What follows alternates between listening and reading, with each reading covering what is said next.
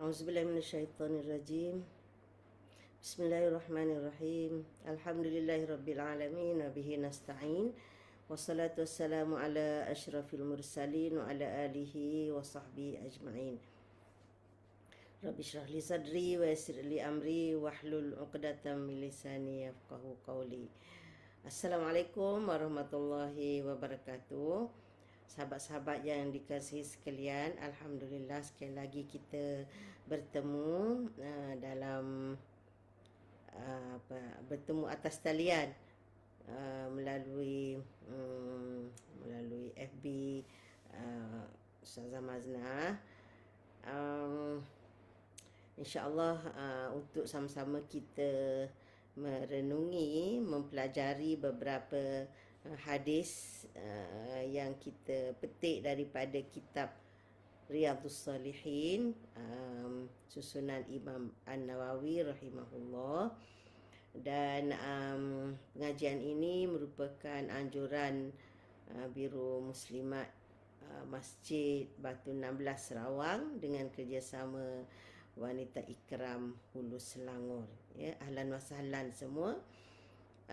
Mudah-mudahan Allah Subhanahu Wa Taala membimbing kita semua untuk mengambil apa yang bermanfaat daripada apa yang akan kita pelajari nanti, insya-Allah.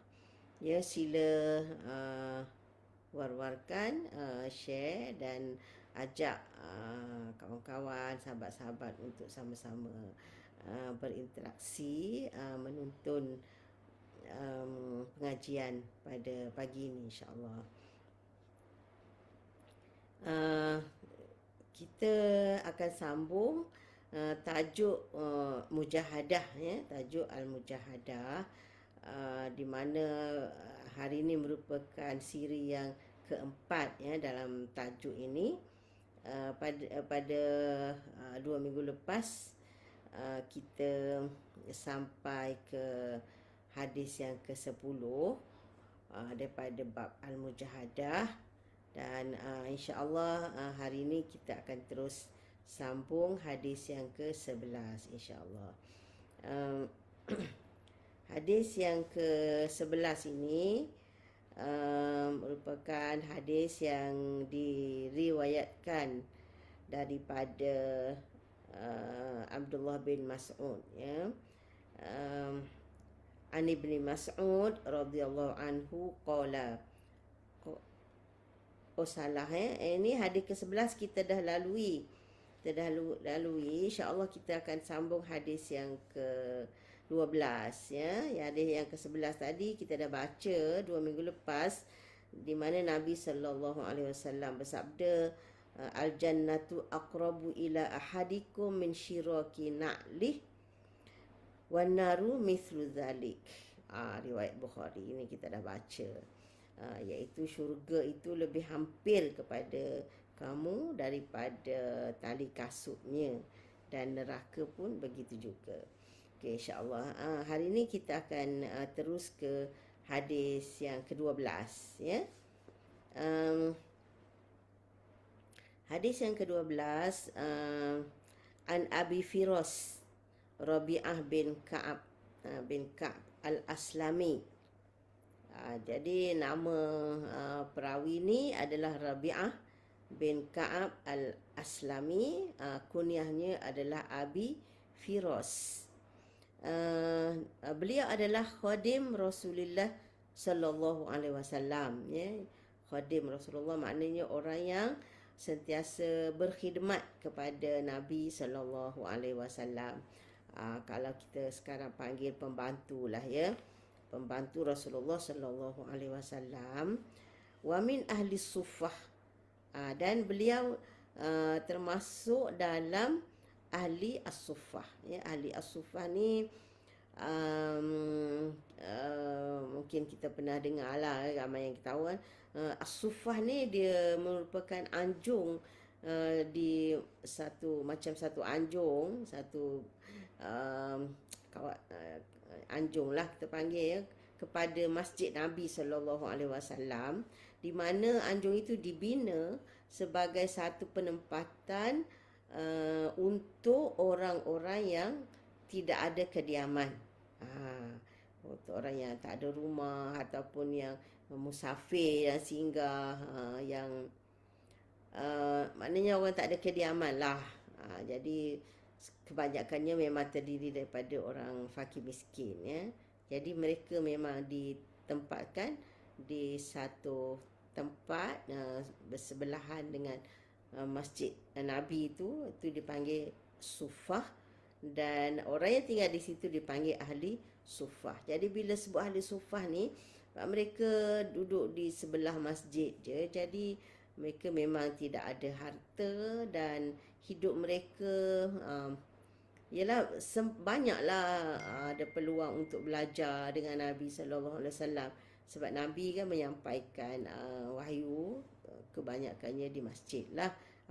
Apabila baginda terima wahyu di Madinah tu, baginda akan sampai di masjid itu, dan ialah daripada masjid juga beliau menyampaikan khutbah dan pengajian-pengajian lain. Jadi ahli sufah ni memang banyak peluang lah menimba ilmu daripada Rasulullah sallallahu alaihi wasallam. Jadi wa min ahli sufah radhiyallahu anhu. Jadi Abi Firas ni maknanya termasuk dalam kalangan ahli sufah. Jadi apa yang beliau ceritakan pengalamannya dengan Rasulullah sallallahu alaihi wasallam untuk panduan kita pada pagi ini. Qala, kata Abi Firas, kuntu abitu ma'a Rasulillah sallallahu alaihi wasallam. Maksudnya kuntu abitu ma'a Rasulillah sallallahu alaihi wasallam. Saya bermalam bersama Rasulullah sallallahu alaihi wasallam. Maknanya baginda Abi Firas ni dia tidur di rumah Rasulullah sallallahu alaihi wasallam lah ni, ya. Abitu maknanya bermalam. Dia tidur kat mana?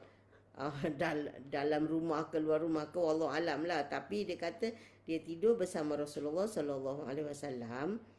Jadi faatihi biwudu'ihi wa hajatihi, maka saya menyediakan untuknya, membawa kepadanya wudu'ihi. Wudu'ihi ni maknanya air untuk baginda mengambil wuduk. Itu wudu. Wudu'ihi wa hajatihi, dan keperluan baginda. Maknanya kalau baginda buang air besar ke apa ke, kan, perlukan air, apa-apalah keperluan. Maknanya bila Rasulullah SAW bangun daripada tidur, baginda sudah tentu akan menunaikan solat tahajud dan ialah membersihkan diri serta apa-apa yang diperlukan lah. Jadi Abi Firas ini yang akan membawa kepada Rasulullah SAW keperluannya, termasuklah air untuk mengambil wuduk. Jadi faqala, jadi bila Abi Firas ni, bukan sekali ni lah dia khadim kan, artinya setiap hari lah ni. Jadi pada satu malam tu, apabila Abi Firas ni membawa air untuk Rasulullah SAW mengambil wuduk, maka Rasulullah SAW berkata kepada Abi Firas, salni.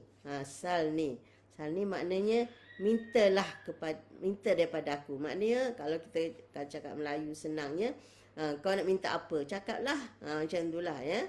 Jadi dia menawarkan, ya, memberi tawaran kepada Abu Firas ni, suruh minta apa yang dia nak. Jadi dia tak khususkan perkara dunia ke akhirat ke apa je lah kan. Jadi minta, dia kata nak apa. Allahu Akbar. Jadi kita tahu Rasulullah ni dia Rasul, orang yang hampir dengan Allah Subhanahu Wa Taala. Maknanya kalau dia doa tu, orang kata memang harapan untuk dikabulkan doa tu sangat tinggi lah. Jadi maknanya kalau katakan Abi Firas ni minta apa, Rasulullah doa pada Allah, insya-Allah boleh confirm dapatlah. Tambah-tambah ini bukanlah Abi Firas yang minta, Rasulullah yang suruh minta. Bukanlah kata, ya Rasulullah, saya ni dah lama khidmat, boleh tak kalau saya nak minta sesuatu. Bukan dia yang merengek-rengek nak minta. Kan Rasulullah sallallahu alaihi wasallam suruh minta, maknanya dia memberi ruang untuk memenuhi apa saja yang diminta tu kan. Takkanlah bila minta, aku bukan suruh minta tu lah, minta lain ke apa kan. Tak ada. Maknanya dia secara umum, secara terbuka. Sal ni, minta. Allahu Akbar. Bayangkan kalau kita apa nak minta ni. Ya, apa nak minta agaknya ya. Jadi bayangkan Abi Firas ni miskin ni. Rumah tak ada, apa tak ada. Mungkin kalau orang sekarang kan minta lah sekeping tanah ke, nak buat rumah ke, atau boleh apa-apa, minta kebun, minta apa, nak isteri ke. Bayangkanlah banyak sangat keperluan duniawi yang diperlukan. Mestilah nak fikir apa, boleh minta macam-macam. Okey, jadi apa dia? Sal ni, minta. Jadi kita tengok apa yang Abu Firas teringat nak minta. Bila spontan dapat offer daripada Nabi SAW tu, maka apa jawab dia? Fakultu, kata Abu Firas, as'aluka murafaqataka fil jannah. Langsung dia teringat keperluan duniawi ni. Dia tak ada rumah lagi kan. Orang kata duk menumpang je kat sofa tu. Minta rumah ke, minta tanah ke, minta kebun ke, tak ada. Minta apa? Tengok cita-cita tinggi. Subhanallah kan. Cita-cita paling tinggi. Minta apa? As'aluka, aku minta dengan Nabi SAW. Alang-alang dah bagi peluang kat saya, suruh minta. Ini permintaan saya, ya Allah. Permintaan yang paling tinggi. Apa dia? As'aluka murafaqataka fil jannah. Nak mendampingi Rasulullah SAW di syurga. Bayangkan kan, dia taraf dia kalau kita kata, aduh, cerminlah diri sikit kan. Khadim ni duduk kat sofa aja dengan Nabi SAW yang kedudukannya amat tinggi ya, seorang Nabi, seorang Rasul. Bayangkan dia, ya Allah, cita-cita paling tinggi sangat kan, minta untuk mendampingi Nabi SAW di syurga. Subhanallah. Itulah ya sahabat ya. Itulah pemikiran. Orang kata apa? Hidup di dunia tapi cita-citanya akhirat. Kalau kita ni keperluan dunia pun tak habis-habis nak cari tak puas lagi. Ada sebuah rumah, nak dua, ada satu kereta, nak tambah lagi, macam-macam lah kan. Keperluan dunia tak habis-habis. Tengok sahabat, bila diberi peluang untuk minta apa yang dia hajati, dia tak fikir pun pasal keperluan duniawi ni. Terus dia fikir, bukan saja minta nak masuk syurga, tapi nak mendampingi Rasulullah SAW di syurga nanti. Maknanya nak taraf Nabi ni, subhanallah. Ya, taraf Nabi ni nak dampingi Rasulullah. Maknanya takkanlah nak suruh Rasulullah turun ke taraf dia kan. Mestilah dia yang kena naik ke taraf Nabi SAW. Jadi itulah. Jadi dia rasa begitu nikmatnya, begitu bahagianya sentiasa mendampingi Rasulullah SAW di dunia ini, dapat berkhidmat kepada Rasulullah adalah satu peluang besar baginya. Maka dia tak nak lepaskan peluang ni, tak nak putus ya, rasa bahagia, rasa gembira dapat berkhidmat kepada Nabi SAW ni. Maka dia minta supaya sampai ke akhirat pun dia akan dapat bersama dengan Nabi SAW. Kemudian Nabi kata apa? Awa ghaira zalik. Tak ada dah ke? Itu je. Kan tak ada lagi dah. Tak ada dah selain daripada tu. Maknanya Nabi tanya tu, artinya dia masih buka tu. Masih buka peluang. Minta satu tu. Bukanlah Nabi kata,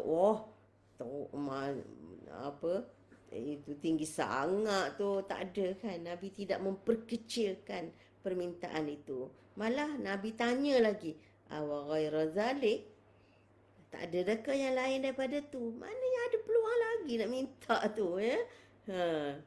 Tambahlah lagi keperluan dunia dia, apa-apa nak kahwin ke, ya, nak tanah, nak kebun ke apa. Nak jadi apa, nak minta jadi apa-apa menteri ke, GLC ke apa kan. Tak ada. Nabi tanya, awa ghaira zalik, adakah tidak ada selain daripada tu? Qultu huwa zaka. Maka Abu Firas jawab, itu je. Allahu Akbar, ya. Maknanya tak ada fikir dah lain daripada tu. Bayangkan dapat bersama Nabi SAW di syurga nanti, dia kemuncak, ya, kemuncak segala kebahagiaan dan ketinggian hidup, ya. Huwa zaka. Jadi maka apa jawab Nabi SAW? Qala fa'inni ala nafsika bikathratis sujud. Jadi Nabi tak kata kamu mana layak nak berdamping dengan aku, tak ada. Tapi Nabi bagi jalan, ya. Fa'inni ala nafsika. Maka dia kata, maka tolonglah aku ke atas dirimu. Apa maksudnya ni? Artinya nak mendampingi Rasulullah sallallahu alaihi wasallam. Maknanya Abu Firas ni dia kena berusaha sendiri. Berusaha sendiri. Nabi nak, sebab syurga itu bukan milik Nabi sallallahu alaihi wasallam. Ia menempatkan manusia dalam syurga ni, bukan Nabi yang pilih, Allah Subhanahu wa taala yang menentukan. Jadi Nabi SAW pun dia tak ada hak untuk memberikan tempat mana-mana kepada sesiapa. Tapi Nabi cuma boleh berdoa. Nabi cuma boleh berdoa. Jadi Nabi nak, sebab dia dah minta, Nabi pun dah offer tadi. Jadi bila dia nyatakan hasratnya, maka tanggungjawab Nabi sekarang berdoa kepada Allah Subhanahu Wa Taala supaya memberi peluang kepada Abu Firas mencapai apa yang dihajatinya. Jadi Nabi doalah. Jadi sebab tu Nabi kata fa'ini, tolong aku. Maknanya aku ni nak doa, tapi engkau sendiri kena berusaha. Itulah maknanya ala nafsika. Maknanya kamu kena apa orang kata, berusaha dengan dirimu. Macam mana, apa yang Nabi suruh Abu Firas usahakan? Bikathratis sujud, dengan membanyakkan sujud. Itu. Jadi dalam syarah Dalilul Falihin ini kata, jadi macam Nabi SAW diibaratkan seperti tabib, dia kata seperti doktor. Jadi bila katakan pesakit ni dia datang jumpa doktor, biasalah kalau pesakit dia datang jumpa doktor, apa yang diharap? Dia nak sembuh lah kan. Takkanlah pergi jumpa doktor nak tambah sakit. Dia mengharapkan kesembuhan. Jadi doktor kata dia boleh usahakan, maknanya nyatakan ubat apa semua, tapi yang pesakit ni lah kena usaha makan ubat, ikut nasihat sebagaimana yang disarankan oleh doktor. Itu umpamanya, perumpamaannya. Jadi maknanya kalau seorang pesakit jumpa doktor, dia mengharapkan dia sembuh dari sakitnya, maka doktor bantu dia dengan menyenaraikan ubat yang dia perlu makan, apa yang dia patut elakkan, apa yang dia patut jauhi, dan apa langkah-langkahnya. Jadi dia boleh, doktor cuba menyenaraikan apa yang dia tak boleh buat, apa yang pesakit tu kena buat, apa yang pesakit tu perlu elakkan, apakah ubat yang dia kena makan dan sukatannya. Itu je yang doktor boleh sarankan. Kemudian untuk sembuh, bukanlah kata terima nasihat doktor tu terus sembuh, tak. Jadi pesakit tu ambil ubat, balik dia kena makan ikut peraturan yang doktor dah catat tu. Kemudian dia kena tengok juga apakah pantang larangnya yang dia kena elak dan sebagainya. Nah, jadi itulah bandingannya bila Nabi kata fa'aini ala nafsika bikasratis sujud. Kalau doktor tadi dengan apa? Dengan makan ubat, dengan menjauhi larangan dan sebagainya. Jadi maknanya Abu Firas untuk membantu dirinya membantu Rasulullah dalam berdoa mencapai apa yang dihajatinya, dia kena usahakan dengan membanyakkan sujud. Itu maksudnya ya. Jadi maknanya di sini pengajaran yang kita boleh ambil satu cara untuk kita dekat dengan Rasulullah sallallahu alaihi wasallam di syurga nanti ialah dengan membanyakkan sujud. Jadi bila Nabi suruh Abu Firas ni membanyakkan sujud, ini bukan khusus untuk Abu Firas. Sebab Nabi tak kata ini khusus untuk engkau je ya. Dia tak kata. Bila saranan ini secara umum, ertinya semua orang boleh mencapai darjat murafaqata Rasulullah ni, mendampingi Rasulullah sallallahu alaihi wasallam. Jadi caranya ialah dengan membanyakkan sujud. Jadi maksud membanyakkan sujud ni ialah solat. Sebab dalam Islam tidak ada sujud saja-saja sujud. Duduk je sujud. Sujud-sujud tak ada. Kan yang ada ialah kalau sujud lain daripada solat ni sama ada sujud tilawah atau sujud syukur. Selain daripada tu tak ada. Saja-saja nak sujud tak ada ya. Jadi membanyakkan sujud dengan arti kata membanyakkan solat. Jadi tiba-tiba sujudlah. Kenapa tu? Saja nak banyakkan sujud. Tak ada macam tu ya. Jadi walaupun Nabi sebut dengan membanyakkan sujud, artinya membanyakkan solat. Sebab sujud ini satu daripada satu bahagian daripada solat tu sendiri. Okey ya. Jadi banyakkan solat lah. Jadi kenapa dimasukkan dalam bab mujahadah ni? Ya, sebab ialah nak tunaikan solat, membanyakkan sujud ni kena ada daya usaha lah. Kan sebab solat ni kan berat. Perkara yang besar, yang berat. Kecuali orang yang khusyuk. Jadi nak solat memang bukan suatu amalan yang mudah-mudah kan. Jadi banyak halangan, banyak rintangan ataupun kadang banyak alasan kan. Jadi maknanya kena membanyakkan solat, rajin-rajinlah solat. Mudah-mudahan dapat capai apa yang Abu Firas kehendaki. Nabi suruh banyakkan sujud. Jadi bila Nabi sebut ala nafsika tu artinya satu usaha menguasai diri. Ala ni macam suatu bebanan yang kita kena pikul lah.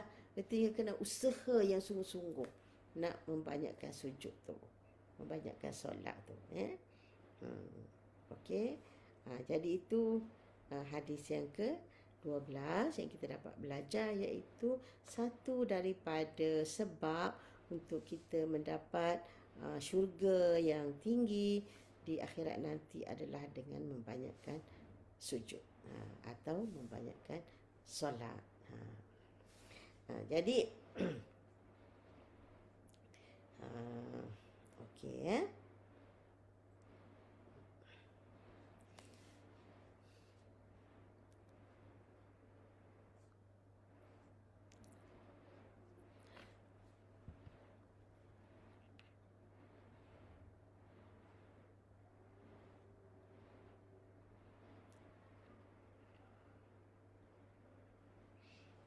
Okey. Seterusnya kita pergi pula kepada hadis yang ke-13 ya. Saya tak pasti sama ada ke tidak yang sedang menonton ni, sebab di sini tak dinyatakan ada atau tidak. Ada juga yang bagi salam ya. Alhamdulillah.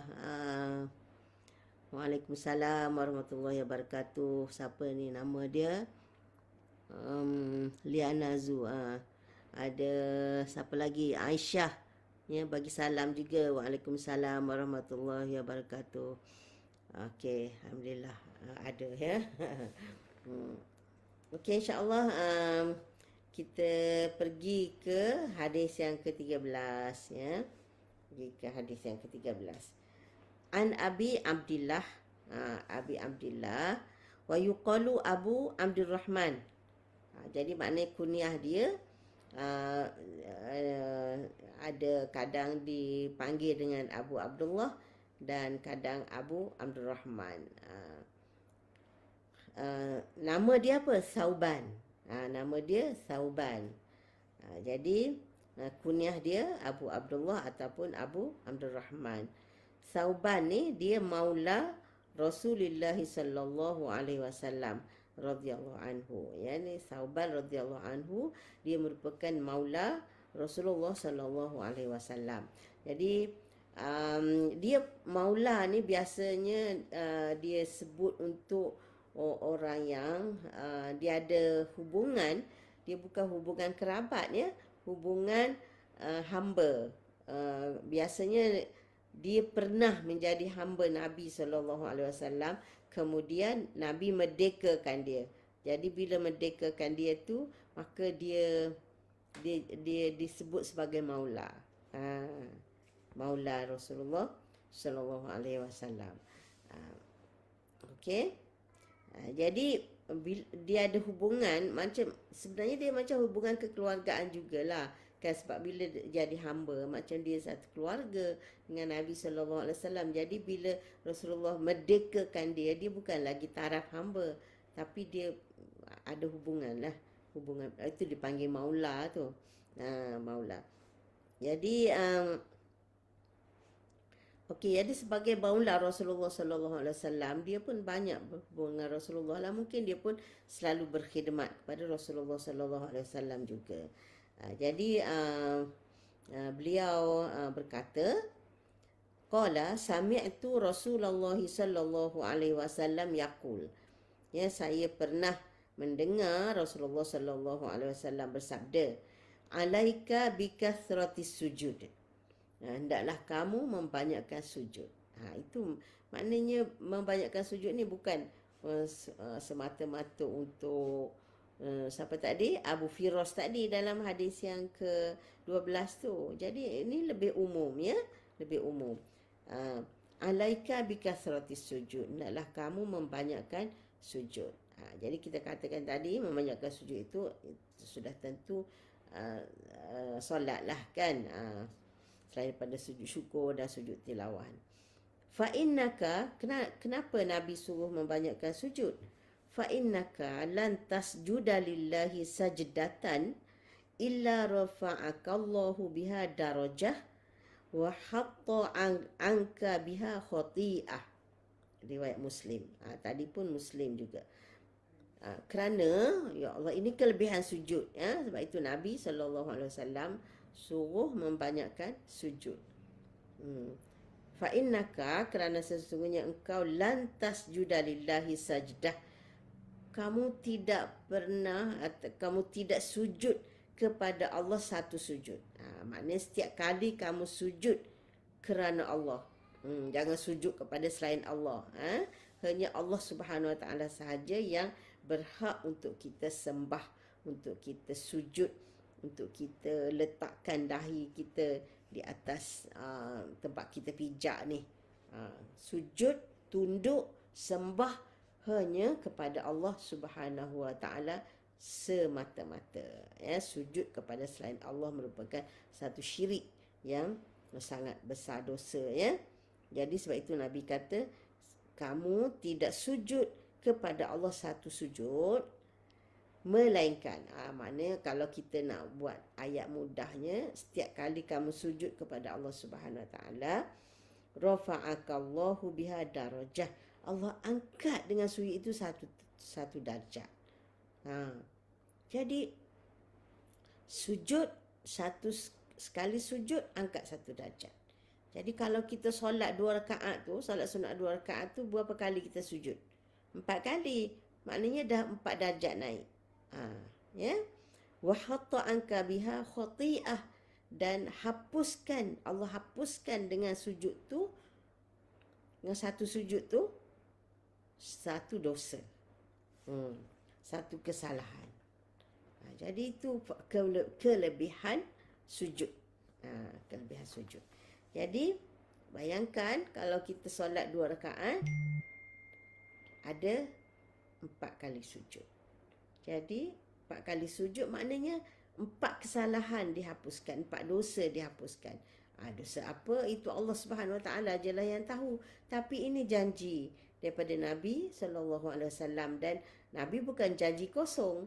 Ya, Nabi bila disampaikan itu maknanya disampaikan wahyu daripada Allah Subhanahu Wa Taala, ya, tentang kelebihan sujud. Jadi maknanya setiap kali kita sujud, kalau solat 2 rakaat tu 4 kali sujud, 4 kesalahan dihapuskan dan 4 darjat dinaikkan. Jadi dia bukan saja hapus kesalahan, naik pula 1 darjat, subhanallah, ya. Jadi kenapa dibawa hadis ni adalah mujahadah, itulah saya dah sebut tadi kan, untuk melakukan solat dan sujud ni kena mujahadah, kena berusaha, ada daya usaha yang bersungguh-sungguh. Dia tak jadi spontan, ya. Kena ada daya usaha, kena berjuang lah lawan nafsu, ya, lawan kemalasan, lawan macam-macam lah kan. Okey. Jadi maknanya dua hadis ni membawa maksud yang sama, ya, iaitu tentang kelebihan sujud. Jadi dengan sujud, setiap sujud Allah hapuskan dosa, Allah angkat 1 darjat, dan kalau makin banyak maka tidak mustahil akan capai darjat murafaqata Rasulullah, dapat berdamping dengan Rasulullah sallallahu alaihi wasallam sebagaimana yang dihajatkan oleh Abu Firas dan sebagaimana yang disarankan oleh Rasulullah kepada beliau, membanyakkan sujud, insya-Allah, ya. Jadi tentulah yang paling penting menyempurnakan sujud yang wajib lah, kan. Sujud yang wajib, tak guna kalau banyak sujud yang sunat tapi yang wajib tak buat. Itu tak boleh lah, kan. Tak mungkin buat sunat je, yang wajibnya tidak. Jadi sujud yang paling aula adalah sujud yang fardu, iaitu dalam solat fardu lah, kan. Jadi solat fardu kita solat berapa rakaat sehari? 17 rakaat sehari. Jadi 17 rakaat maknanya 34 sujud lah, kan. Betul ke tu kira tu? Jadi maknanya solat fardu 34 kali sujud. Kemudian sunat rawatib. Sunat rawatib minimumnya yang muakkad 10 rakaat, ya.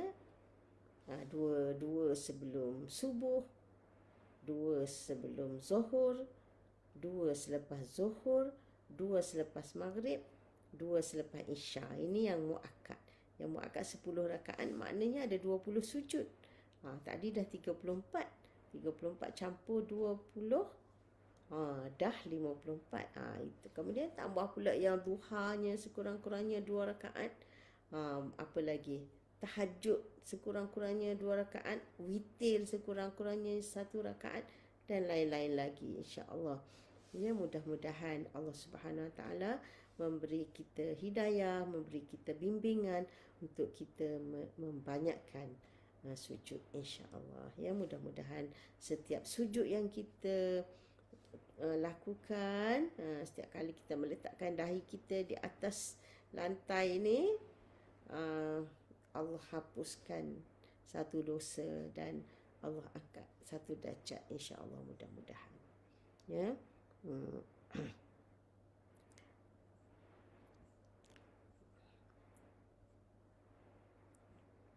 Ni ada soalan ke? Ustazah nak tanya tentang antara tempat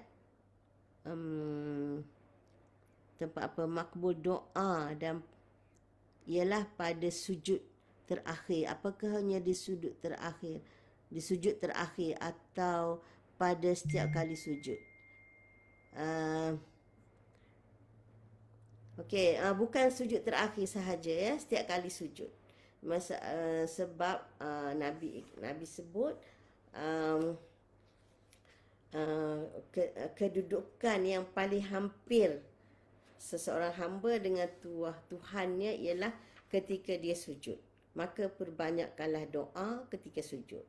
Jadi maknanya Nabi tak adalah kaitkan dengan sujud terakhir ke sujud mana-mana ke. Jadi ketika sujud tu Nabi sarankan supaya kita membanyakkan doa. Maksudnya setiap kali sujud tu doa lah. Tak payah duk tunggu yang terakhir itu. Ya, tak semestinya. Okey. Okey, insya-Allah seterusnya kita masuk hadis yang ke-14. Okey, tadi ada lagi soalan sambung. Dua sebelum asar tak masuk muakkad ke? Tak. Yang sebelum asar tak masuk yang muakkad ya. Jadi yang muakkad itu ada 10. Jadi yang lain tu kalau nak tambah tak ada masalah. Tapi yang ada yang tak boleh lah kan. Lepas subuh dengan lepas asar tak boleh lah. Jadi selalunya sebelum asar kebanyakan ulama kata kalau nak buat 4 rakaat ya. Kalau sebelum zuhur, lepas zuhur pun dia ada 4. Jadi ikut ulamanya 2 yang muakkad, 2 tak muakkad ya, sebelum zuhur dengan selepas zuhur tu.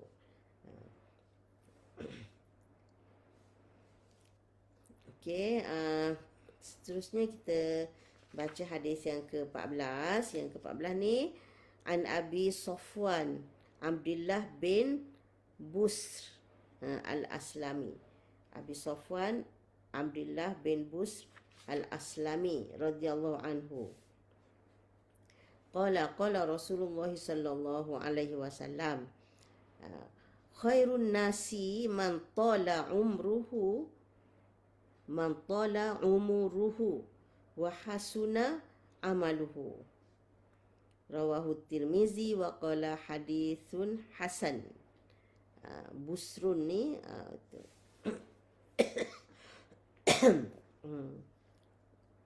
hadis ni pendek je. Selalu kita dengar sebaik-baik manusia ialah yang bermanfaat kepada manusia lain kan. Jadi yang ni tentang sebaik-baik manusia juga, khairun nas.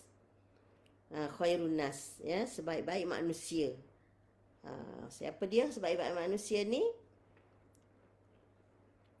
Man tala umuruhu wa hasuna amaluhu. Orang yang panjang umurnya dan baik amalannya. Masya-Allah.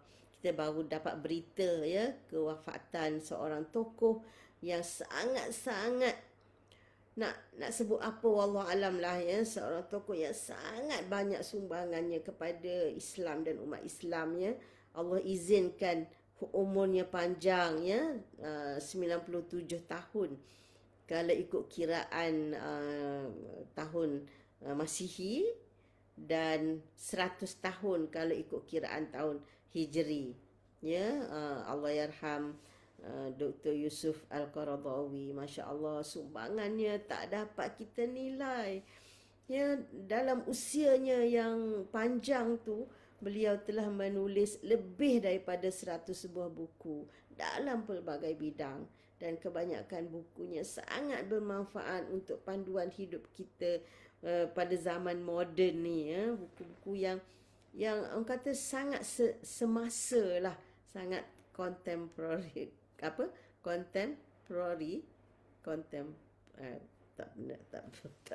sebut tak betul lah. Yang maknanya yang sangat semasa ya, banyak yang menjawab persoalan-persoalan baru yang timbul ya. Dan Allahu Akbar, tak dapat bayangkan lah ya, sumbangan dia. Kita yang orang kata 20 tahun, 30 tahun lebih muda daripada beliau pun katalah beliau hidup 100 tahun, beliau dah tulis 100 buku. Maknanya setahun satu buku lah. Yang kita ni dah lebih 60 tahun tak dapat tulis 60 buku. Allahu Akbar. Jauhnya nak kejar kan. Jadi cuma kita ni harap-harap Nabi kata almar'u almar'u ma'aman ahabba yaumal qiyamah. Seseorang itu akan dihimpunkan bersama dengan orang-orang yang dia cintai di hari kiamat nanti. Maksudnya dengan kecintaan kita kepada Rasulullah, kepada para sahabat, kepada ulama hebat seperti almarhum Yusuf Al-Qaradawi ni, mudah-mudahan Allah bagilah peluang untuk kita berhimpun bersama mereka. Ya. Jadi memang ada manfaatnya umur panjang ni, tapi biarlah panjang dalam keadaan yang sihat walafiat dan dapat meneruskan amal yang baik-baik. Itu barulah khairun nas. Jadi bukan umur panjang tu mesti baik, tidak kan. Tapi sebab apa umur panjang tu baik? Sebab banyak peluang untuk dia menambah amalannya yang baik. Jadi maknanya kalau Allah masih panjangkan umur tu, bersyukurlah, dan cara yang berkesan untuk bersyukur ialah menambahkan amalan-amalan yang baik. Sebab dengan menggunakan peluang umur panjang melakukan amal yang baik tu, insya-Allah termasuk dalam Nabi sebut khairun nas. Jadi yelah, orang selalu kata semoga panjang umur kan. Jadi maknanya bila orang doa semoga panjang umur tu, kita sendiri kena doa supaya panjang umur dalam keadaan yang sihat, sejahtera, dan lebih daripada itu supaya Allah sentiasa bimbing kita untuk menambah amalan yang baik sepanjang hayat kita, insya-Allah ya. Jadi hadis ni pendek je. Khairun nas man tala umruhu wa hasuna amaluhu. Sebaik-baik manusia adalah orang yang panjang umurnya dan baik amalannya. Dan kita tahu amalan yang baik ni apa dia? Kalau di sisi Islam kadang sebut amal soleh, amalan yang baik ni syarat dia kena penuhi. Sekurang-kurangnya 2 syarat ni kena penuhi. Kalau tak, dia tak termasuk dalam amalan yang baik. Ahsanu amala tu kan dalam surah apa? Liyabluwakum ayyukum ahsanu amala, dalam surah Al-Mulk tu. Jadi dalam tafsir, mana-mana tafsir pun mufassirun kata amalan yang baik itu, ahsanu amala ni, ialah amalan yang dilakukan dengan ikhlas. Ikhlaskan niat. Jangan kerana buat amalan kerana riak ke, kerana kepentingan duniawi ke, kerana just nak tunjuk-tunjuk orang ke. Kena ikhlas kerana Allah. Dan yang kedua, kena ikut sunnah Rasulullah sallallahu alaihi wasallam. Maksudnya kena menepati apa yang disyariatkan oleh Allah Subhanahu wa taala melalui Nabi sallallahu alaihi wasallam. Bukan reka-reka, bukan ikut suka, tak. Kena menepati apa yang diajar oleh Nabi sallallahu alaihi wasallam. Tidak bercanggah dengan apa yang diajar oleh baginda. Jadi barulah amalan itu dipanggil amalan yang baik. Ya, amalan yang baik. Jadi artinya kita ramai orang boleh buat baik kan. Kita rasa kita buat baik dah. Tapi rupanya niat tak ikhlas. Tak terima juga. Ataupun buat ikhlas sangat-sangat dah, tapi buat tak ikut cara yang Nabi SAW tunjukkan, pun tak terima juga.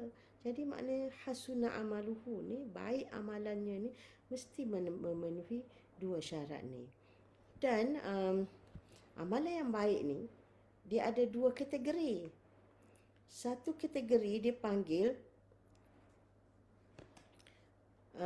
kategori yang terbatas ataupun mahdud. Kategori yang terbatas. Maknanya amalan itu dia baik, hanya manfaat dia hanya untuk diri kita semata-mata. Dia tidak melangkaui orang lain. Orang lain tidak mendapat faedah daripada amalan tu. Satu lagi dia panggil amalan yang mutaaddi, dia melangkaui orang lain. Jadi yang terbatas ni, yang hanya kebaikannya untuk diri kita sahaja, yang ini dia terputus bila kita mati.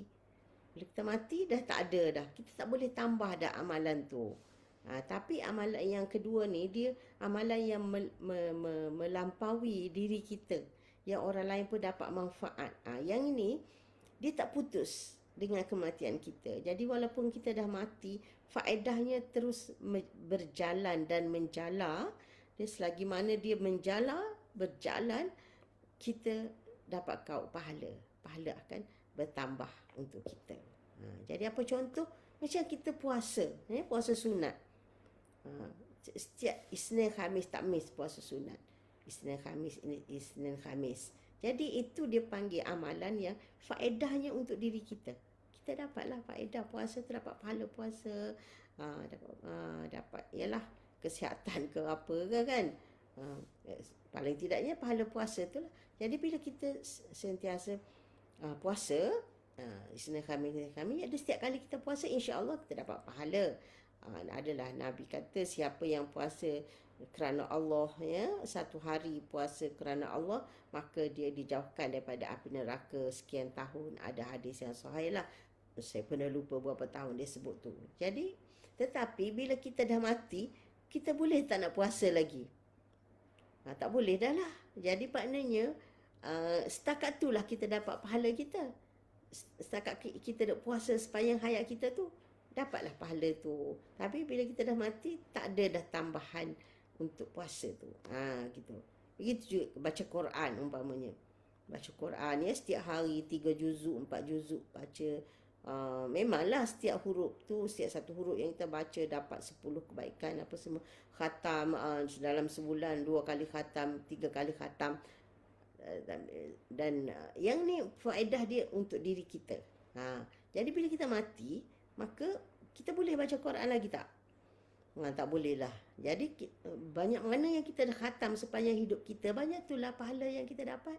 Mungkin itulah yang dapat menerangi kubur kita ke apa kan. Jadi maknanya kalau kita sempat khatam sepanjang hidup kita 100 kali, pahala 100 kali khatam itulah kita bawa. Itu dipanggil amalan yang mahdud. Tapi ada amalan yang tak berhenti, tak putus bila kita selepas kita mati. Umpamanya Quran tadi. Kalau kita mengajar orang baca Quran, jadi sampai kita baca tu, kita mengajar orang baca Quran. Mengajar anak kita baca Al-Fatihah. Jadi anak kita daripada kosong, tak tahu apa-apa, kita ajar dia hafal surah Al-Fatihah. Dia baca surah Al-Fatihah sepanjang hayat dia. Sekurang-kurangnya setiap kali dia solat, dia baca Al-Fatihah. Hasil daripada kita ajar. Itu dipanggil yang mutaaddi tu.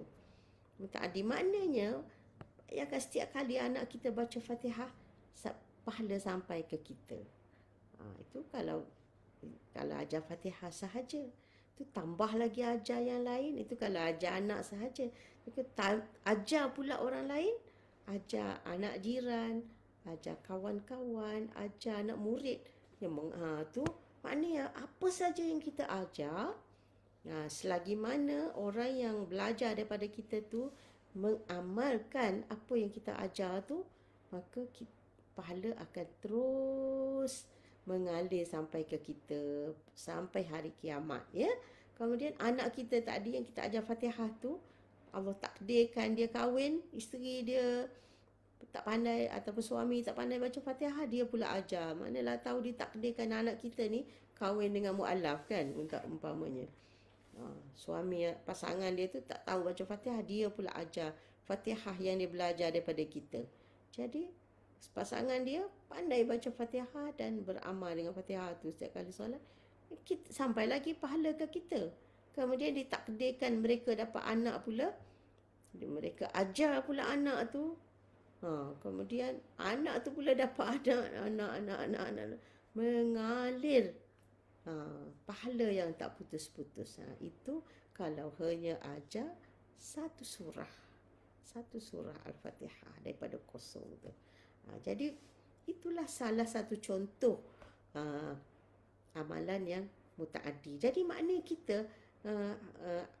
hasuna amaluh ni, amalan yang baik ni, kita jangan hanya setakat fikir amalan yang terbatas kebaikannya buat diri kita.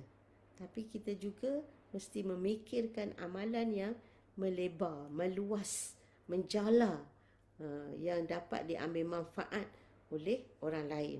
Tak semestinya nak ajar Quran saja kan. Ajar ilmu yang bermanfaat. Kan Nabi sebut, bila mati seorang anak Adam, terputuslah amalannya kecuali daripada 3. Ya, anak soleh yang mendoakan, sedekah jariah, sedekah. Jadi tak ada ilmu kan, ada Allah bagi harta, sedekah. Sedekah jariah ni ialah sedekah perkara yang berterusan kegunaan dia. Kalau kita sedekah makanan tu, sekali orang makan tu, habislah pahala kita dapat masa dia makan tu lah. Tapi lepas tu tak ada dah lah kan, habis. Tu. Tapi yang jariah ni ialah yang tak putus-putus. Contohnya apa?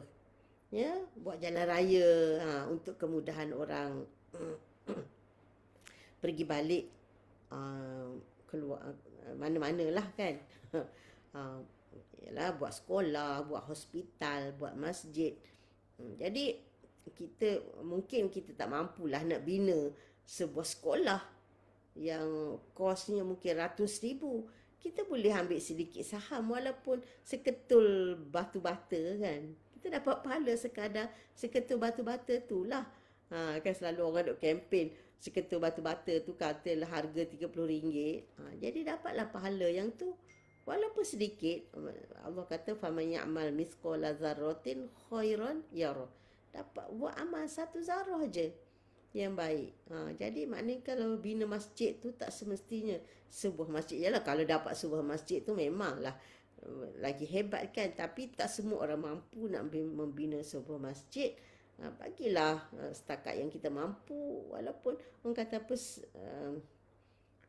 pintu ke, tak kira lah masjid tu. Hatta kalau bilik air pun dia berguna juga kan. Sebab orang nak solat, dia perlu nak pergi bersihkan diri, nak buang air, nak ambil wuduk. Walaupun kita orang kata sumbang untuk membina bilik air. Bilik air tak semestinya bilik air masjid, bilik air awam kan, tempat R&R ke apa, yang belum ada R&R ke apa kan. Banyaklah perkara-perkara yang kita boleh, oh ya Allah, boleh sumbang ya. Itu sedekah jariah. Kemudian ilmu yang dimanfaatkan. Ilmu yang dimanfaatkan ni tak semestinya ajar Fatihah je tadi kan, tak semestinya ajar Quran. Apa saja ilmu yang bermanfaat. Banyaklah kan manusia ni nak hidup memang banyak perlukan ilmu. Jadi ajar ya apa yang bermanfaat untuk manusia. Nak ajar menanam pokok ke, ajar ya bagaimana nak jadikan pokok berbuah lebat ke, macam-macam lah ya. Walaupun sekecil mana pun ilmu yang kita ajar, selagi mana ia bermanfaat dan digunakan, maka selama itu kita dapat pahala yang berterusan. Jadi maknanya makin panjang umur, makin banyak peluang untuk kita menambah amal yang baik. Dan amal yang baik ini tidak semestinya amalan yang berguna untuk diri sendiri.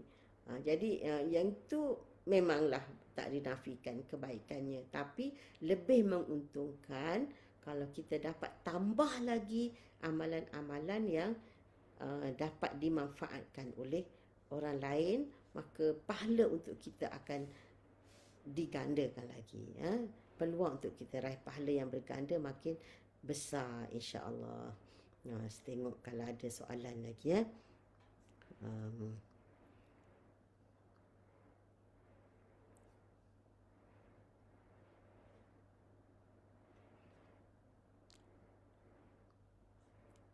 Oh, ada orang tanya, Ustazah masa di Mesir pernah jumpa almarhum.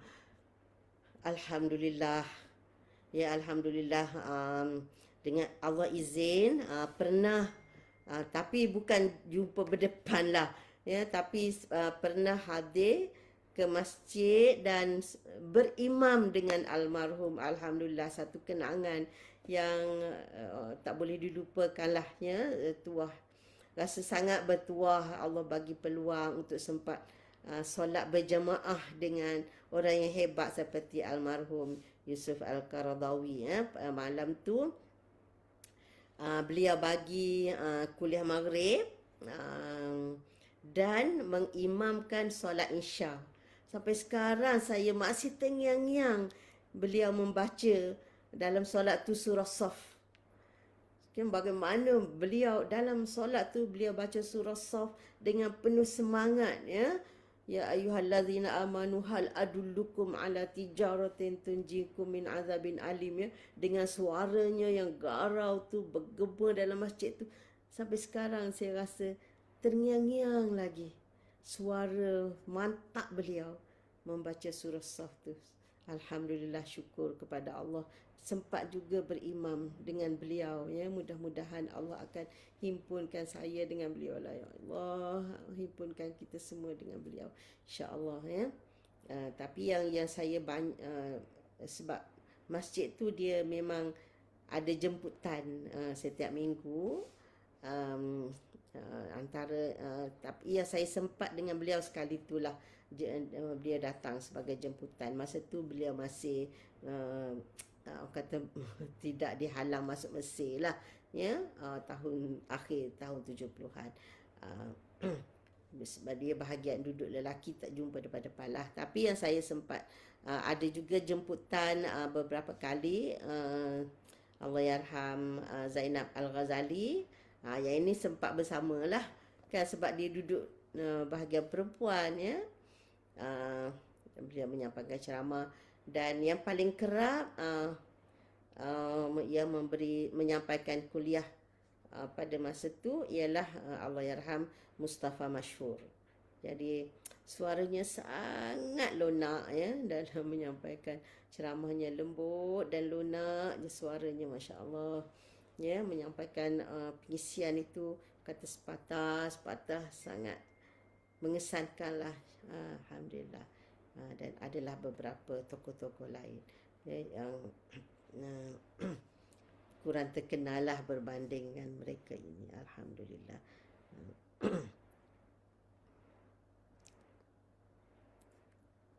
Ada lagi ke soalan?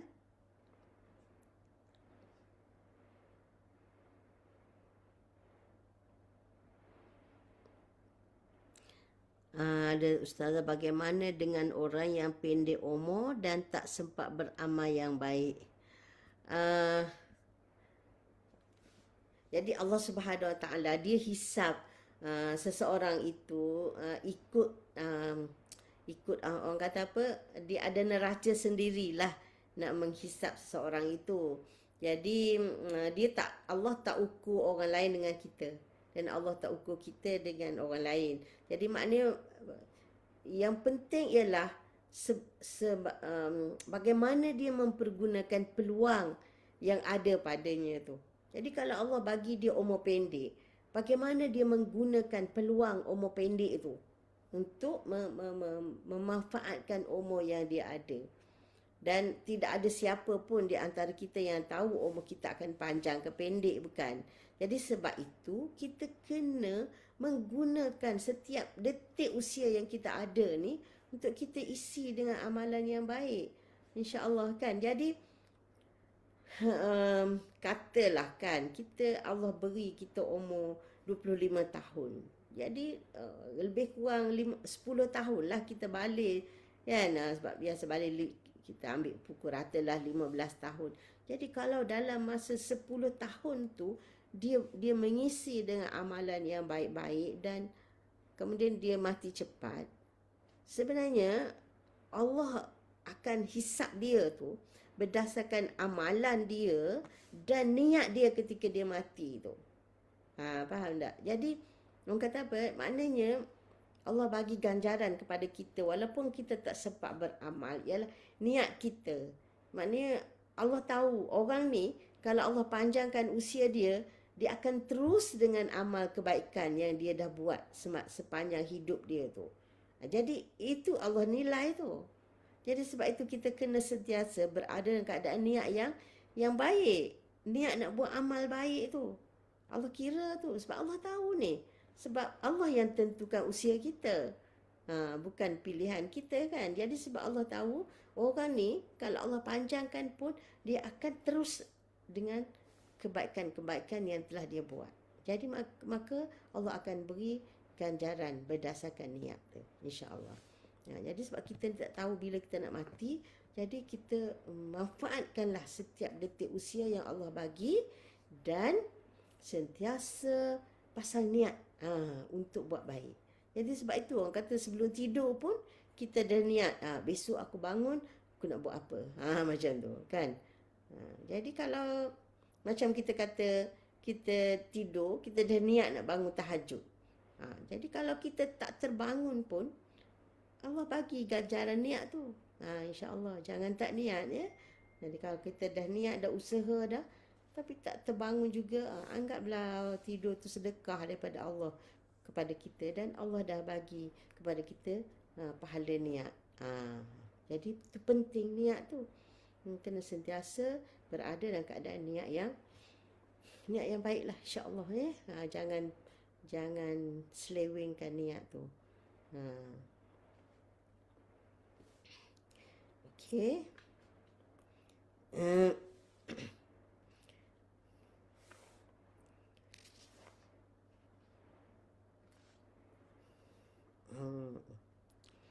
Okey, ada lagi ke soalan?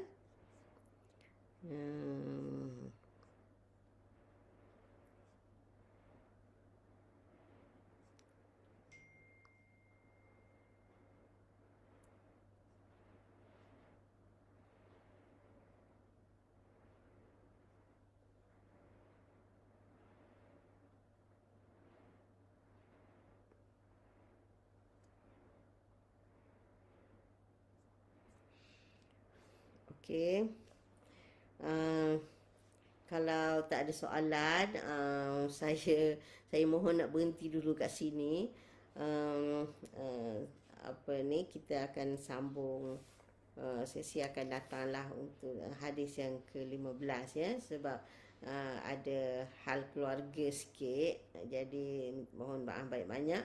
Saya berhenti dulu di sini insya-Allah, dan terima kasih kepada semua yang sempat bersama. Mudah-mudahan apa yang disampaikan memberi manfaat kepada diri saya sendiri khususnya dan kepada semua sahabat yang mendengar. Jika apa yang disampaikan ini bermanfaat, maka tolonglah sebar-sebarkan supaya lebih ramai yang dapat mengambil manfaat daripadanya insya-Allah ya. Apa yang baik daripada Allah Subhanahu Wa Taala dan apa yang silap, apa yang salah, yang tak baik itu adalah atas kelemahan dan kejahilan saya.